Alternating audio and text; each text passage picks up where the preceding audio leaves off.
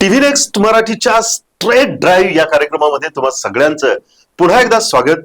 आपण प्रत्येक मॅचच्या अगोदर काय प्रेडिक्शन असू शकतात याविषयी नेहमीच या कार्यक्रमाच्या माध्यमातून चर्चा करत असतो. काल आपण ऑस्ट्रेलिया आणि दक्षिण आफ्रिका यांच्या मॅच बाबतचं प्रेडिक्शन केलं होतं आणि मॅचच्या अगोदर आपण एक थंबनेल बनवलं होतं आणि त्या थंबनेल मध्ये लिहिलं होतं ऑस्ट्रेलिया आणि आफ्रिका भिडणार आणि रावळपिंडीमध्ये धावांचा पाऊस पडणार. काल धावांचा तर काही पाऊस पडला नाही, पण प्रत्यक्षात काल मात्र पाऊस पडला आणि त्याच्यामुळे एकही बॉल न टाकता कालचा सामना रद्द करावा लागला. आणि सामना रद्द झाल्यामुळं ऑस्ट्रेलियाला 1 गुण मिळाला आणि दक्षिण आफ्रिकेला 1 गुण मिळाला. एक गुण मिळाल्यामुळं आता ब गटात चांगली चुरस वाढलेली आहे. आता कोणता संघ क्वालिफाय होऊ शकतो, नेमकी या टेबल पॉइंट मध्ये काय उलथापालथ आहे, या सगळ्यांवरती चर्चा करण्यासाठी आपल्या स्टुडिओमध्ये आहेत नेहमीप्रमाणे आपले क्रिकेट एक्सपर्ट आणि महाराष्ट्र क्रिकेट टीमचे निवड सदस्याचे माजी सदस्य या ठिकाणी आहेत जनार्दन यादव सर. यादव सर नमस्कार. आणि ज्या दिवशी आपण भारत आणि पाकिस्तानचा कार्यक्रम केला, अनेक रसिकांनी अनेक क्रीडा शौकीनांनी फोन करून त्याबाबतचं कौतुक केलं. त्याबद्दल पुन्हा एकदा तुमचं मनापासून आभार मानतो. थँक्यू. आणि त्या मॅच बाबत म्हणजे आजच्या मॅच बाबत बोलू, पण त्या मॅचच्या बाबत अनेक जणांकडून अशी प्रतिक्रिया ऐकायला मिळाली की आपण कोल्हापूरला फिरायला जातोय. कोल्हापूरला फिरायला जाणं म्हणजे तांबड्या पांढऱ्यावरती ताव मारणं, झणझणीत मटण खाणं. आम्ही कोल्हापूरला आलो पण मटण झणझणीत मिळालं नाही असं त्या मॅचच्या बाबतीमध्ये बोललं गेलं, कारण ती मॅच खूप जवळून घासून व्हायला पाहिजे होती, पण एकतर्फी मॅच झाली. त्याचं कारण मी असं म्हणेन की कुठल्याही जेवणामध्ये झणझणीत लागायला त्याचा आचार्य महत्वाचा असतो आणि नेमका पाकिस्तानचा आचार्य आळणी लागला, त्याच्यामुळे ती मॅच झणझणीत झाली नाही. पण भारतानं चांगलाच ताव मारला त्या मॅच मध्ये असं म्हटलं तर अवघड ठरणार. क्या बात आहे सर. आणि आजच्या मॅच विषयी बोलूया, पण आजच्या मॅच विषयी बोलण्याच्या अगोदर सर, कालची जी मॅच झाली ऑस्ट्रेलिया आणि दक्षिण आफ्रिका, ही मॅच जी होणार होती ती रद्द झाली.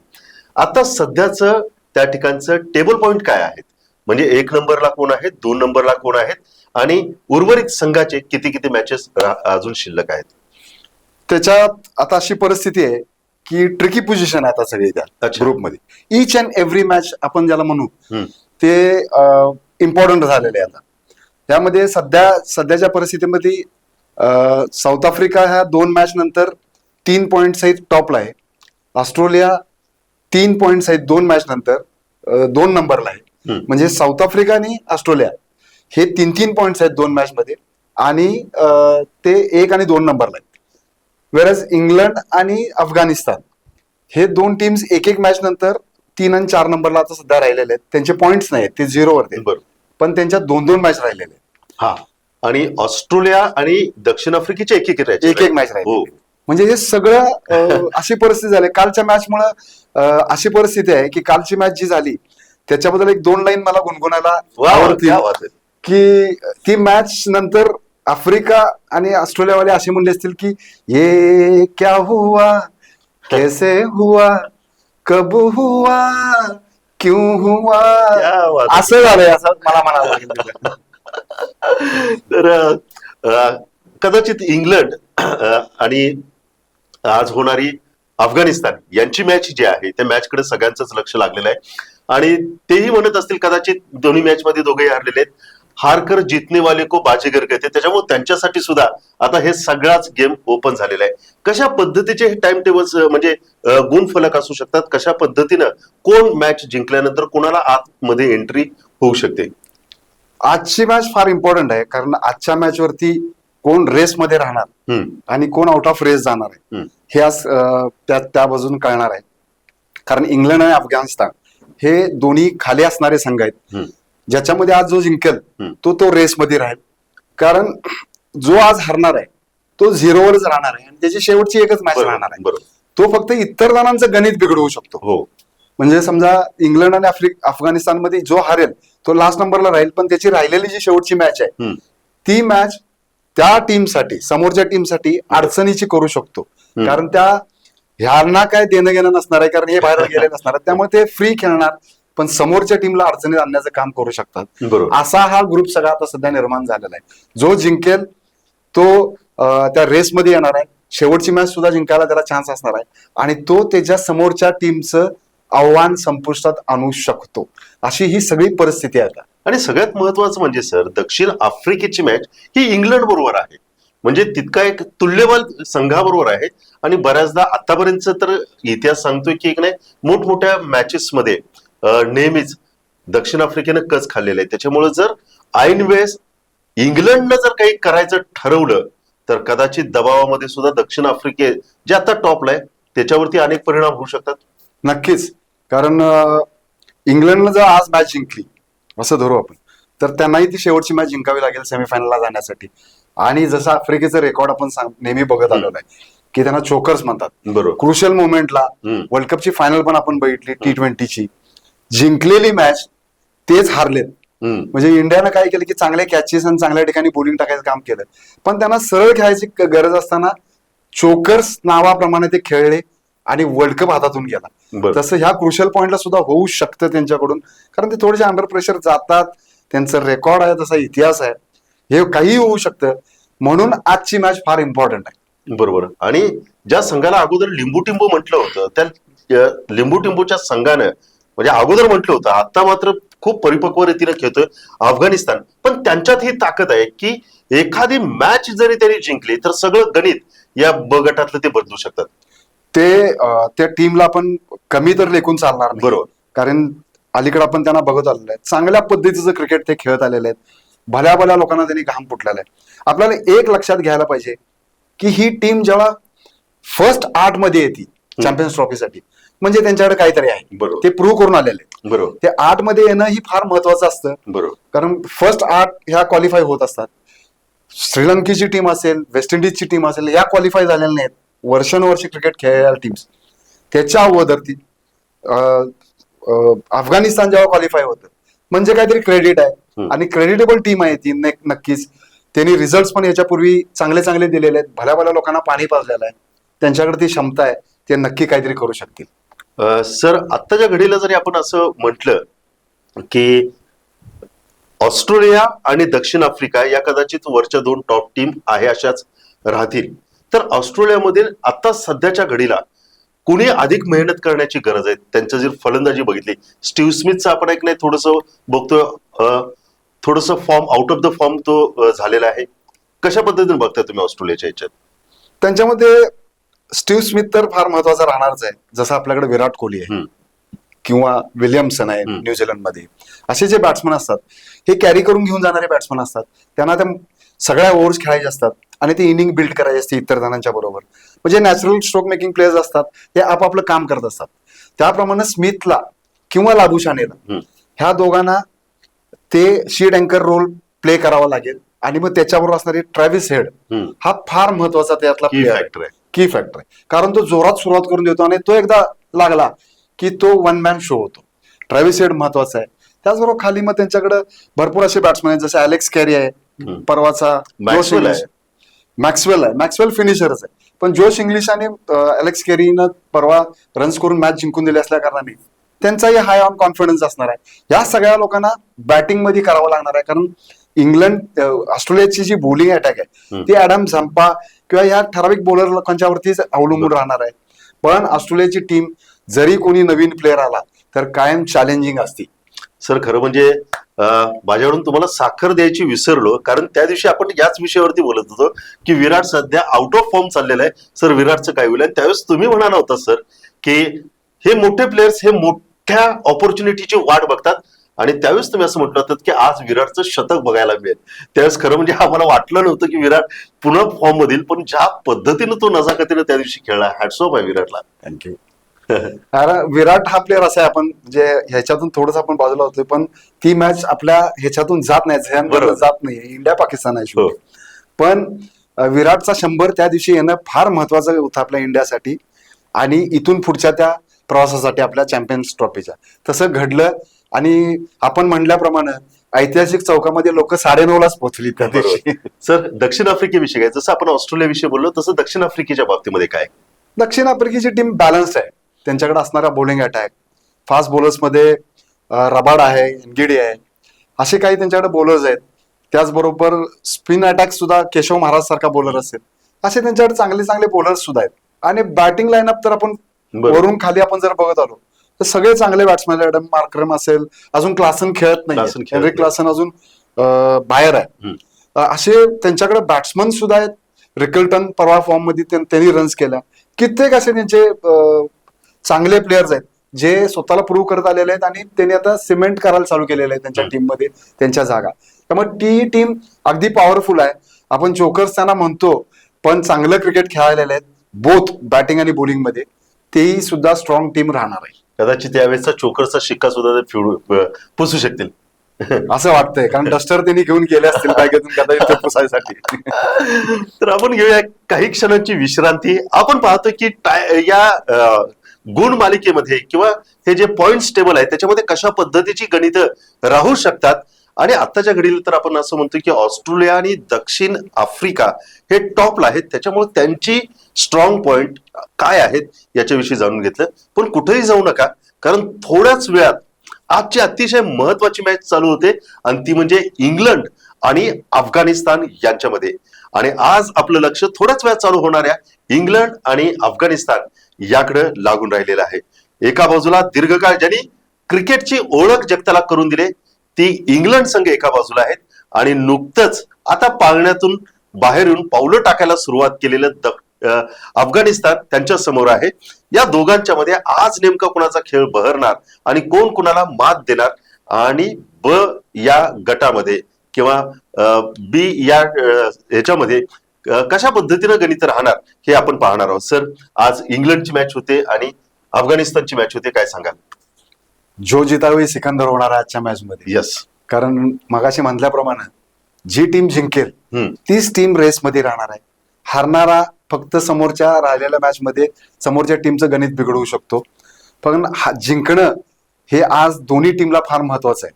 दोन्ही टीम तशा ताकदीच्या पण आहेत, पण आज काहीही करून जिंकायच्या इराद्यानंच या दोन टीम्स मैदानात उतरणार हे नक्की. बरोबर. जर इंग्लंडचा विचार करायचा झाला तर आज इंग्लंडच्या कोणत्या फलंदाजांकडे लक्ष आपलं राहणार? बेन डकेट हा हायेस्ट रन स्कोरर आहे आता सध्या, म्हणजे हायेस्ट इंडिव्हिज्युअल स्कोरर. बरोबर. बेन डकेट हा तिथे राहिलेला आहे इंग्लंडचा. ओपनिंग चांगली करून देतो आणि मोठी इनिंग करतो एकदा करायला लागला की. त्याच्यावरही मदार सुरुवातीची राहणारच आहे. त्याचबरोबर खाली नेहमीप्रमाणे जो रूट हा त्यांचा आधार राहिलेला आहे नेहमी. आणि त्या 50 ओव्हर्स खेळण्यात, जसं मी नेहमी म्हणतो की प्रत्येक टीम मध्ये एक असा प्लेअर असतो जो शीट अँकरिंग रोल करत असतो. बरोबर. पहिल्यापासून शेवटपर्यंत खेळण्याचं फिनिशिंग टच देण्याचं काम तो करत असतो. तो त्यांच्यात जो रूट आहे. त्याचबरोबर बटलरला आज वेगळ्या इराद्यानं उतरावं लागेल, स्वतःला त्याला प्रमोट करावं लागेल. मागच्या मॅच मध्ये आपण बघितलं की तो खाली खाली खाली गेला. त्याला थोडस अप दी ऑर्डर कुठेतरी यावं लागेल आणि त्या मोमेंटम मध्ये घेऊन एक चांगल्या रन्स तिथे करावं लागणार. त्याचबरोबर मग हॅरी बुक्स आहे आणि लाईम लिव्हिंगस्टन आहे.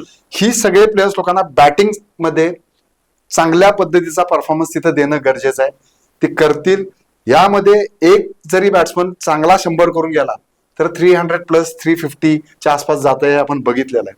आणि त्यांच्याकडे हे असे 4-5 बॅट्समन आहेत, 5 ते 6 बॅट्समन आहेत जे कुणीही काही करू शकतात, मोठे स्कोर्स करू शकतात. त्यामुळे ताकदीच्या बाबतीत बॅटिंग लाईनअप मध्ये त्यांच्याकडे नक्कीच कमी नाहीये. बॉलिंग अटॅक मध्ये जसं आपण म्हणलं की जोफ्रा आर्चरचं काय होणार आहे माहित नाही. त्यांच्याकडे ऑप्शन काय आहे का, तो फिट आहे का? कारण मागच्या मॅच मध्ये आपण मध्येच त्याला बघितलं की 1-2-3 ओव्हर झाल्यानंतर तो बाहेर गेला. थोडस त्याच्यावरती काही थेरपी करायला लागली, त्यांना बघितलं आणि मग तो परत येऊन टाकत होता. पण आपण त्याला इंजुरी नंतर जे काय बघत आलेलं आहे त्याच्यात तो तेवढं करत नाहीये. सगळी मदार त्याच्यामुळं वूड आणि आदिल रशीद ह्या दोघांच्यावरती यायला लागलेलं आहे. एखाद्या टीम मध्ये असं होऊन चालत नाही. 1-2-3 बॉलर विकेट टेकिंग तुम्हाला तिथं लागतात, म्हणून आर्चर हा फार महत्वाचा राहणार आहे. बरोबर. आणि इंग्लंडच्या बाबतीमध्ये सुद्धा त्यांची फिल्डिंग सुद्धा गेल्या मॅच मध्ये किंवा गेल्या काही याच्यामध्ये आपल्याला तितकीशी पाहायला मिळाली नाही. जोफ्रा आर्चर तुम्ही आता सांगितलं त्या पद्धतीने तो फिट आहे की नाही हेच बघावं लागेल. साधे साधे कॅचेस त्यानं सोडलेले आहेत. ते कॅचेस झाले असते तर कदाचित मागच्या सामन्याचं चित्र सुद्धा वेगळं बघायला मिळालं असतं. नक्कीच, कारण कॅचेस विन मॅचेस हे क्रिकेट मधलं एक तंत्र आहे. कॅचेस जर तुम्ही क्रुशल मोमेंटला नाही घेतले, आलेले कॅचेस जर नाही घेतले तर मॅचचा रंग पालटतो, काही रिझल्ट काही होऊ शकतो. त्यामुळे फिल्डिंग हा की फॅक्टर आहे. कॅचेस घ्यावे लागतील, चांगली फिल्डिंग करावी लागेल, चांगल्या ठिकाणी बॉलिंग टाकावी लागेल. वरच्या जेव्हा सुरुवात होती वरच्या 8-10 ओव्हरमध्ये तुम्हाला 1-2 विकेट्स काढून ह्या द्याव्याच लागतील. हे इंग्लंडच्या बाबतीत आपण बोलत राहिलो आहे. जर इंग्लंडला ह्या कॉम्पिटिशनमध्ये जर रेसमध्ये राहायचं असेल तर ही मॅच म्हणजे त्यांनी जसं क्रिकेटला सुरुवात करून दिलेलं आहे तसं आपला जर काय ठसा उमटवायचा असेल तर त्या पद्धतीनं त्यांना खेळावं लागेल. त्यासाठी 1983च्या मॅच सारखा कोणतरी कपिल आज व्हायला पाहिजे. नक्कीच त्यांच्याकडे क्षमता असणारे भरपूर प्लेअर आहेत. जसं मी बटलर बद्दल बोललो, जोस बटलरला तुम्हाला वरती प्रमोट करायला लागेल. त्याला स्वतःला तो कॅप्टन आहे आणि ती जबाबदारी अंगावर घ्यावी लागेल. ते जो रूट, हॅरी ब्रुक्स हा एकदम गुणी खेळाडू आहे. चांगले बॅटिंग करतो, चांगले शॉट्स आहेत त्याच्याकडे. या फॉर्मॅटसाठी असणारं सगळं त्याच्याकडे आहे. त्यालाही आज उतरावं लागेल मैदानामध्ये चांगल्या पद्धतीनं. त्यांच्यात चेंजेस काय होणार आहेत काय माहित नाही आहे, कारण ही मॅच पाकिस्तानमध्ये होते.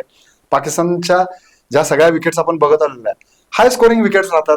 त्यामुळे तुमच्याकडे जी स्ट्रेंथ आहे बॅटिंगची ती तुम्हाला प्रूव्ह करावी लागेल. बरोबर. आणि अफगाणिस्तानला सुद्धा एक नाही कमी लेखून चालणार नाही, कारण एकदा त्यांनी अक्षरशः ऑस्ट्रेलियाला घाम फोडला होता.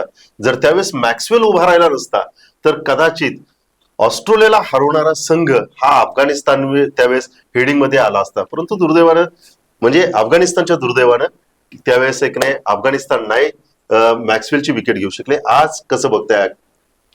फक्त इंग्लंड करून कोण मॅक्सवेल नाही व्हायला पाहिजे, म्हणजे वाघ म्हणतात ना तसा कोण नाही आला म्हणजे त्यांना ते बरं होईल. पण अफगाणिस्तानची नेहमीच जगातली 1 नंबरची टीम म्हणेन ज्यांच्याकडे फायटिंग स्पिरिट खरंच चांगला आहे. जोरो शोरोसे खेळतात, हॉल हार्टेड खेळतात. त्यांना रिझल्टची तशी परवा नसते असं म्हटलं तरी काय हरकत नाही, पण जिंकायसाठी खेळतात ते. आपण त्यांना बघितलेलं आहे. फायटर आहेत ते लोक, त्यांच्या रक्तातच आहे ते. क्रिकेट जे त्या देशामध्ये पसरलेलं आहे त्या अफगाणिस्तान सारख्या देशाला मानायलाच पाहिजे. क्रिकेट त्यांनी घेतलं मनावर आणि आज तो देश पहिल्या 8 मध्ये येतो. इथं त्यांनी जिंकल्यासारखं असं मला वाटतं, कारण त्यांना त्यांच्याकडे असणारे प्लेयर्स पण बॅटिंग लाईनअप मध्ये आपण जर भेटलो तर गुरबाज हा त्यांचा एक की फॅक्टर आहे. रहमत शाह तोही फार महत्वाचा आहे. त्यानंतर तो जादरान आणि अटल हे नवीन प्लेयर्स आहेत, पण तेही चांगल्या टॅलेंटचे प्लेयर्स आहेत. तेही प्रूव्ह करू शकतील, कारण अशा मॅच मध्ये हे प्लेयर्स लोक, जे नवीन प्लेयर्स लोक असतात हे डेंजर ठरत असतात आणि यातला काही नाही काहीतरी ते करू शकतील. कारण बॉलिंग अटॅक बरं त्यांच्या जर बोलायचं झालं तर ते कुणीही उठून सांगू शकेल की त्यांच्याकडे इतका चांगला बॉलिंग अटॅक आहे. रशीद खान की फॅक्टर, विकेट टेकिंग बॉलर आहे. त्याला यूज कसे करतात त्यांचे कॅप्टन आणि त्याला कधी आणतात, इंट्रोड्यूस करतात, हे फार बघण्यासारखं राहणार आहे. त्यांच्याकडे फास्ट बॉलर्स गुलबुद्दीन नाईब आहे, फरुकी आहे, फजल फरुकी आहे, उमर जई आहे. असे त्यांच्याकडे फास्ट बॉलिंग अटॅक पण आहे. पण त्यातल्या त्यात फरुकी हा आता सध्या थोडंसं विकेट काढत गेलेला आहे. उमर जई पण काही विकेट्स काढतोय. नूर अहमद एक चांगला टॅलेंटेड यंगस्टर आहे जो ट्रिकी बॉलर आहे, लेफ्ट आर्म स्पिनर. तोही चांगली क्षमता असणारा बॉलर आहे. या सगळ्या लोकांना या क्षमता प्रूव्ह कराव्या लागतील, चांगले रिझल्ट द्यावे लागतील. फक्त त्यांच्यात एकच काळजीचा फॅक्टर आहे, जो वरिंग फॅक्टर आपण म्हणतो, तो म्हणजे नबी. अतिशय कित्येक वर्ष खेळलेला प्लेअर आहे, तो एक्सपिरियन्स प्लेअर आहे, पण त्याच्याकडून सध्या काय होत नाही. मला जर विचारलं तर त्या काय करू शकू आपण, तर नबीची रिस्क घ्यायला त्यांना हरकत नाही. त्यांनी नबीला जरी बाहेर ठेवलं, कारण त्याच्याकडे बॅटिंग आहे म्हणून त्याला ते खेळवतात किंवा एक्सपिरियन्स आहे म्हणून खेळवतात. एक सेकंड कॅप्टन म्हणून पण त्याच्याकडे ते बघतात. बरोबर. पण त्याच्या ठिकाणी जर मुजीबुर रहमान सारखा प्लेअर त्यांनी खेळवला, जो ट्रिकी बॉलर आहे, तो इंग्लंडला त्रास देऊ शकतो. कारण इंग्लंड सारखी टीम ही ट्रिकी बॉलरना आजपर्यंत पिक करू शकलेले नाहीये. त्यामुळं मुजीबुर रहमानचा विचार त्यांना करावा लागेल असं मला वाटतं. सर, आज दोन्ही टीम आपल्या समोर आहेत. तुमच्या दृष्टिकोनातून आज फेवरेट कोण वाटते? इंग्लंड फेवरेट दिसतंय, पण धक्का देण्याचं काम अफगाणिस्तान नक्की करेल. तर आज इंग्लंड फेवरेट वाटते, परंतु धक्का देण्याचं काम दक्षिण आफ्रिका रिपीट. तर धक्का देण्याचं काम अफगाणिस्तान करू शकतं असं प्रेडिक्शन सरांनी केलेलं आहे. थोड्याच वेळात टॉस पडतोय. टॉस पडल्यानंतर सर काय करायला हवं? बेसिकली तिथं जर ड्यू येणार असेल तर ह्या टीम्स मग फिल्डिंग करणं प्रेफर करतात, कारण ड्यू मध्ये सेकंड जे फिल्डिंग करतात किंवा सेकंड फिल्डिंग करणाऱ्यांचे बॉलर असतील, फिल्डिंगला प्रॉब्लेम येत असतात आणि मग तो बॉल ग्रीप होत नाही. फिल्डिंगला पण लॅप्सेस होत असतात, कॅचिंग प्रॉब्लेम असतो, हात ओले असतात, बऱ्याच अडचणी असतात. म्हणून ड्यू फॅक्टर पण महत्वाचा आहे आणि टॉस ही महत्वाचा आहे. तर टॉस ही महत्वाचा आहे. थोड्याच वेळात टॉस पडतोय, परंतु सगळ्यांचं लक्ष आज मात्र इंग्लंड आणि अफगाणिस्तान या संघाकडे लागून राहिलेले आहे. कारण आजची मॅच जो जिंकणार तो या गटामध्ये कशा पद्धतीची गणित कुणाची वेगळवणार, कुणाची सोपी करणार, हे सगळं ठरणार आहे. आणि जनार्दन यादव सर म्हटल्यानंतर क्या बात आहे, ते प्रत्येक सामन्यांचं इतकं छान रीतीने डिटेलिंग करतात आणि त्यांचं आतापर्यंत जे जे काही प्रिडिक्शन त्यांनी केलं ते अगदी त्या पद्धतीनं घडून येताना या चॅम्पियन्स ट्रॉफीमध्ये दिसलेलं आहे. आजची मॅच आपण बघू. आजच्या मॅच नंतर उद्याच्या भागामध्ये आपण बघणार आहोत की टाइम टेबल्स मध्ये काय उलथापालथ झालेलं आहे. पण तोपर्यंत पाहत राहा टीव्ही नेक्स्ट मराठीचा स्ट्रेट ड्राईव्ह.